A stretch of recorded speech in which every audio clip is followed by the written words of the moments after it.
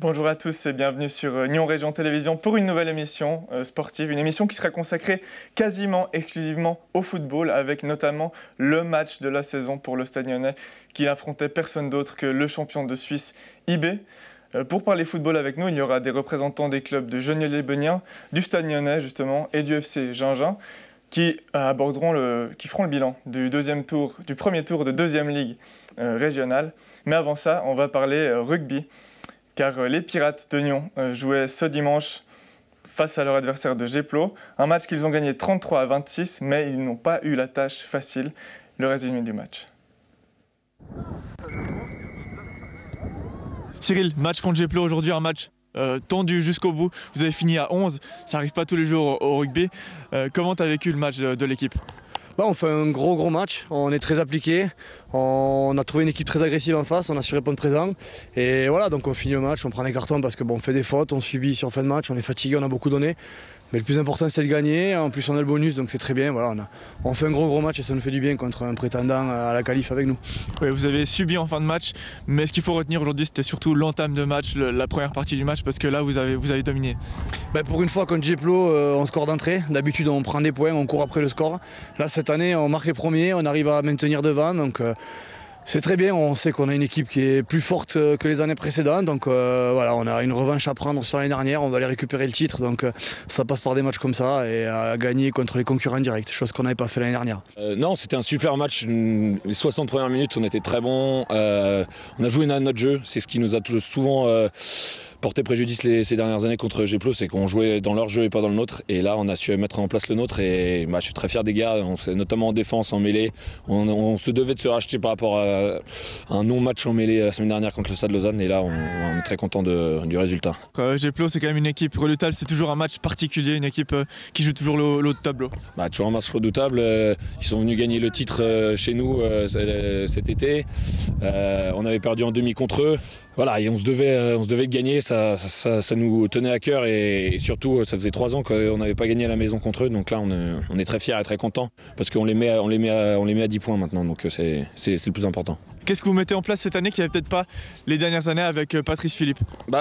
C'est pas une question de Patrice ou pas Patrice, mais c'est qu'on essaye de travailler sur 4-5 temps de jeu, d'avoir plus de régularité et que tout le monde sache où ils doivent aller. Et puis surtout, on joue avec nos forces et pas avec les leurs. Et je pense que c'est ça qui a fait la différence aujourd'hui. L'équipe a marqué 4 essais, en tout ça fait 33 points. Le jeu offensif, c'est quelque chose sur quoi vous mettez particulièrement l'accent cette année avec le nouvel entraîneur ? Ouais, les 3/4 se régalent, il y a un jeu différent aux années précédentes qui est proposé. On a déjà essayé de le mettre en place l'année dernière avec Patrice et puis Marc est arrivé avec son idée aussi sur ce qui plaît. Donc voilà, on a Alan qui a joué 10 aujourd'hui, qui n'est pas spécialement son poste mais qui a remplacé Mans très bien, avec beaucoup de variations. On se peut te dire que c'est dommage, mais voilà, j'espère que c'est pas trop grave. Mais on a les 3/4 qui aiment les ballons, donc à nous les avants de faire le bon travail pour qu'eux ils puissent aller marquer et envoyer les ailiers briller. Et pour que ça nous fasse gagner les matchs. Qu'est-ce qu'on peut vous souhaiter pour la suite maintenant ? Vous êtes dans le trio de tête, c'est ce qu'il faut. Il faut surtout qu'on termine bien jusqu'à Noël. Il nous reste 2 matchs de championnat et un match de coupe contre les mêmes Geplo. Donc voilà, le but c'est qu'on puisse terminer la fin de la première partie de saison sans défaite de plus. Et puis comme ça on puisse bien se préparer pour la suite et le deuxième championnat qui commence au mois de mars. Ouais, une seule défaite, c'était face à Zurich, il faut que ça continue comme ça pour le Nyon Rugby Club. Merci beaucoup.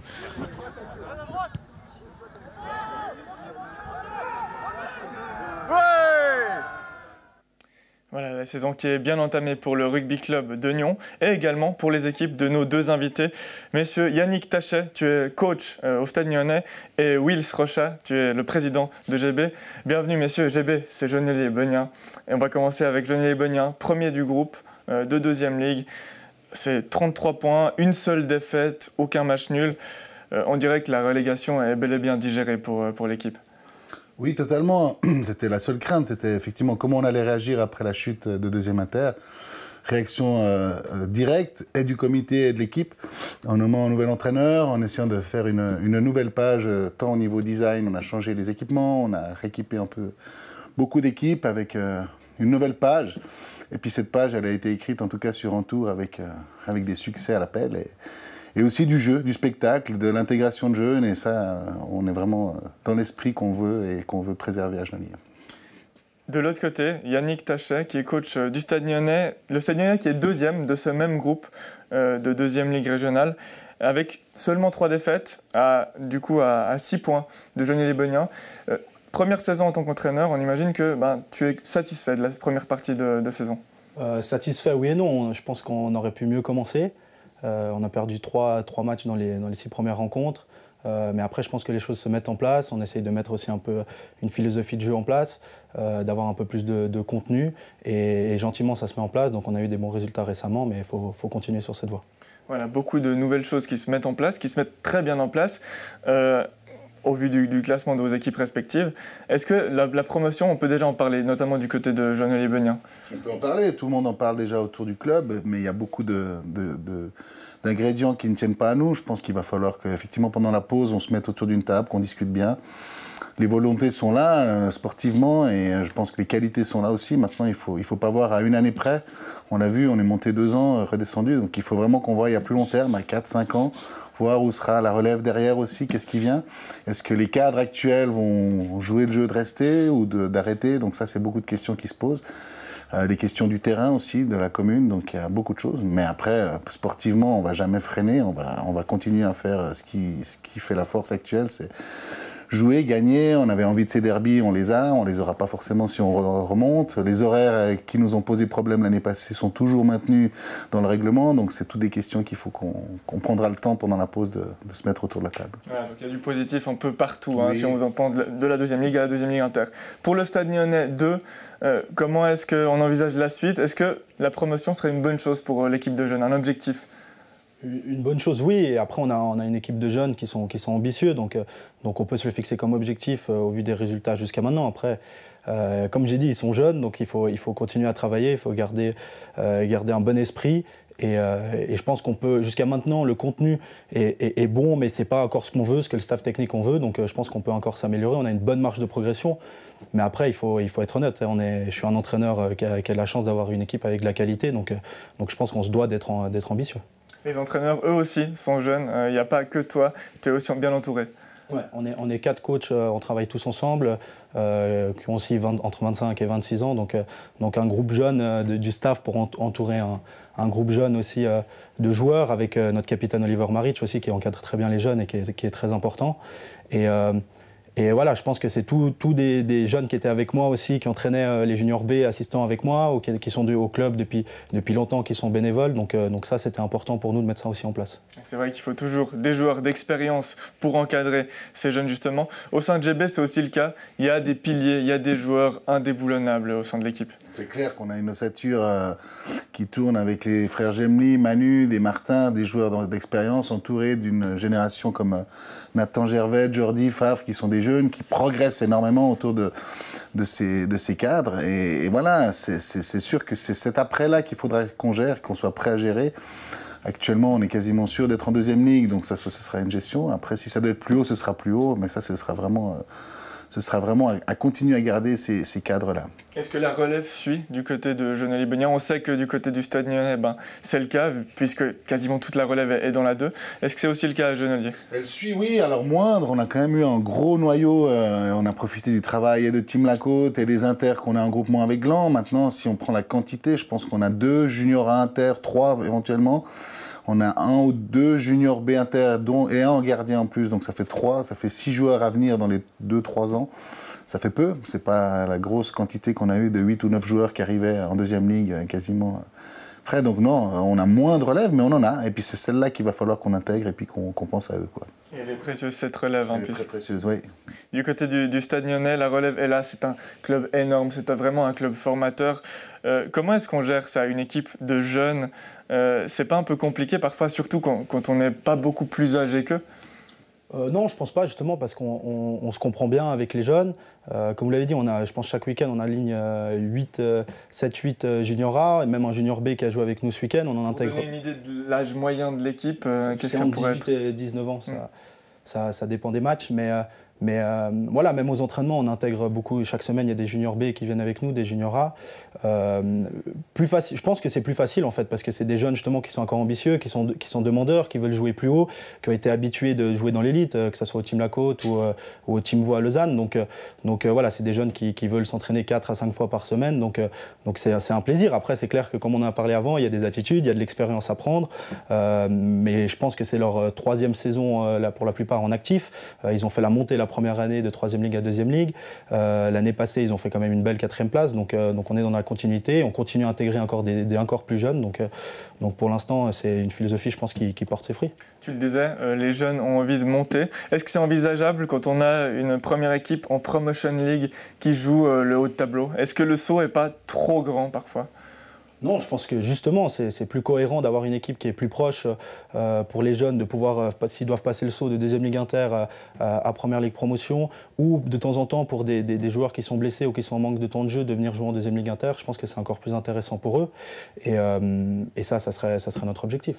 J'aimerais justement aborder la première équipe du Stade Lyonnais qui a joué un gros match hier. Alors malheureusement, il y a eu une défaite 1-0 contre IB. Toi, tu jettes un œil particulier à la performance à cette équipe, parce que c'est quand même l'équipe phare de la Côte. William, est-ce que tu as pu apercevoir le résultat et puis le match de l'équipe? Que par extrait télévisuel. Mais oui, effectivement, on se doit, tout club de la région se doit de regarder les clubs, et en commençant par le haut de la pyramide. Et c'est cette pyramide-là qui est importante. C'est pour ça que, à la question, est-ce qu'on doit avoir Genolier-Bonnier en 2e Inter? En tout cas, on doit avoir une autre équipe que Terre Sainte en 2e Inter, que ce soit Gingin, Gland ou Nyon 2. Je pense que c'est important. Et puis cette tête de pyramide, oui, on la regarde, mais on la regarde quand même avec des yeux distants. C'est-à-dire que, personnellement, j'ai un peu de peine à m'identifier à des joueurs du Stade Lyonnais qui ne sont pas forcément de la région. Donc c'est un peu compliqué. C'est vrai que le jour où il y a un joueur de Genolier-Bonnier qui joue dans la première équipe, je pense que déjà par fierté, mais aussi par attrait populaire, je pense qu'on a des gens qui seront fiers et qui seront tout heureux d'y aller. Alors si ça doit être par étapes, de d'abord venir à Nyon 2, on en a d'ailleurs un, Alban Selimi qui joue avec Nyon 2, avec ce désir aussi d'aller progressivement et surtout de progresser. Il s'est entraîné avec la une hier. Et donc voilà, oui, c'est ça, c'est cette pyramide-là. Maintenant, je pense qu'on doit vraiment, dans la région de la Côte, tous être d'accord qu'il y a une pyramide et elle est tirée par cette locomotive de la première équipe du Stade Lyonnais. Et il faut la construire justement, cette pyramide, en faisant monter des clubs, des équipes en 2e Ligue Inter, en Première Ligue. On va rapidement aborder la suite de saison du Stade Lyonnais. Là maintenant il reste 2 matchs, il reste un match de championnat, un match de coupe. Puis après la pause, est-ce qu'on fait une pause ou comment elle sera cette pause? Donc bon, d'abord on va se focaliser sur les deux prochains matchs qui viennent, continuer notre bonne série. Mais bon, après nous, comme je l'ai dit avant, on a une équipe jeune donc qui a envie de continuer. Donc si les conditions le permettent, on va essayer de s'entraîner jusqu'à fin novembre. On a 1 voire 2 matchs amicaux qui sont prévus. Voilà, pour donner un peu de temps de jeu à peut-être ceux qui ont un peu moins joué, pour continuer à intégrer des jeunes qui n'ont pas forcément eu du temps de jeu en championnat mais qui s'entraînent avec nous. Et voilà, ils sont demandeurs, donc ils n'ont pas envie de s'arrêter. Donc on va continuer un petit moment. Après, bien sûr qu'au mois de décembre, ils ont congé. On reprend aussi pareil assez tôt. On a la chance d'avoir les terrains synthétiques aussi, d'avoir les installations de Conlevray qui sont magnifiques, donc il faut en profiter. Voilà, ces installations, on va les voir tout de suite avec le sujet du match. Merci beaucoup Yannick d'être passé sur le plateau et bonne fin de saison. Le Stade Lyonnais affrontait IB pour le match de coupe de l'année. C'était tout simplement le match contre le champion suisse. On regarde le résumé du match, une défaite 1-0 où les Lyonnais n'ont vraiment pas été ridicules.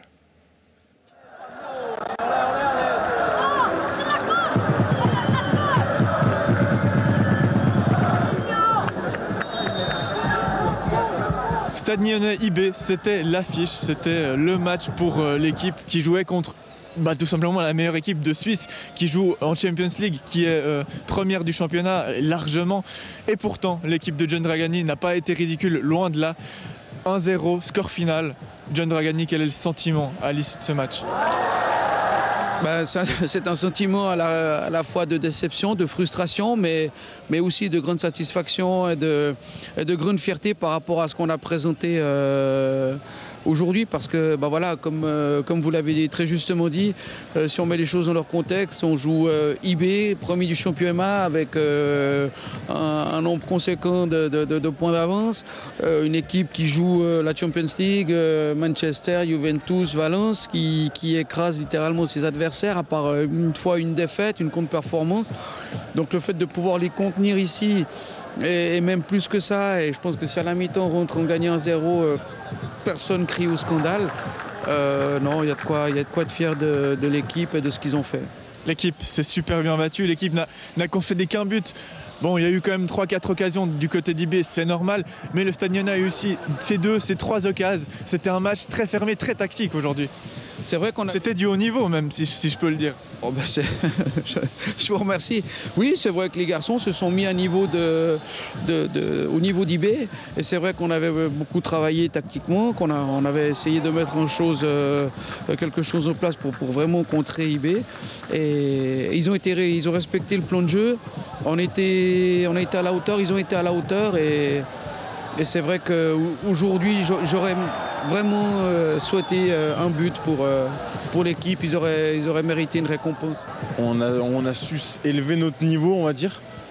Après, c'est dommage qu'on prenne ce but en début de deuxième mi-temps.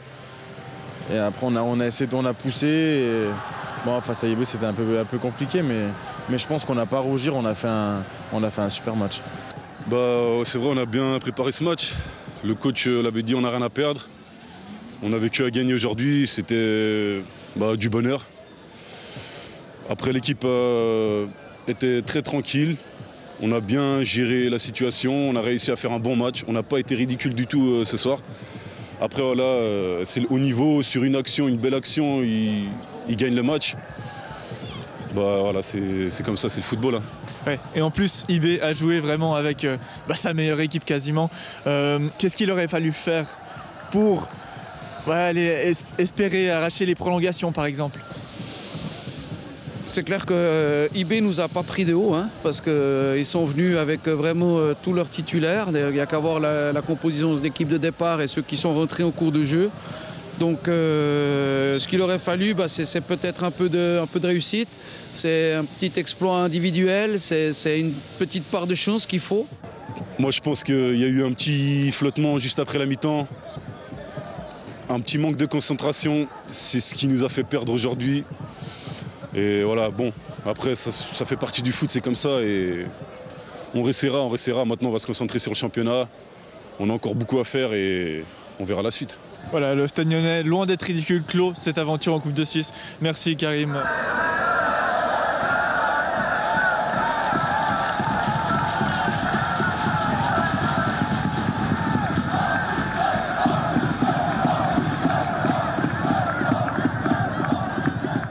Voilà, et après la Champions League et le haut niveau, retour sur terre avec la deuxième ligue. John Braga, coach du FC Gingin, coach assistant, bienvenue. Merci. On va parler de cette équipe de Gingin qui réalise elle aussi un bon début de premier tour. 4e, 20 points. Allez, à quelques points quand même de Genolier-Beugnin, mais on imagine que tu es satisfait du premier tour de l'équipe. Oui, satisfait, oui, bien sûr, parce que nous, c'est que notre deuxième saison en deuxième ligue.